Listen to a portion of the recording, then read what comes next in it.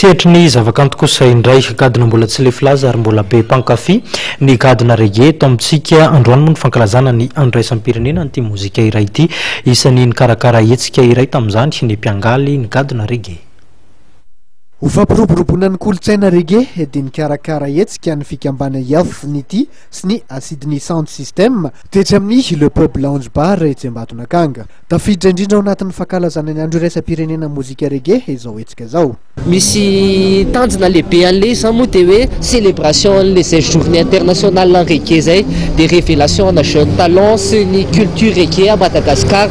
Dia ny association moa dia miaro ny tontolo iainana amin'ny alalan'ny reggae musique.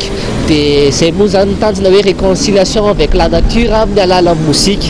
Dia misy aide humanitaire koa zany zay ataon'le association moa ty hetsika ity zay vola voagina amina urna hoe aide humanitaire zay ho alefana amina handicapé any avaratrano. Nanamarika ny fotoana ny fampiratiana mikasika ny tontolo iainana ny kolotsaina reggae ary ny hosodoko. Tarika folo mahery kosa no ny fandimby niakatsehatra nanentana nandritra ny music live zay nanamarika izany fankalazana ny andro raisam-pirenena ny mozika reggae zany.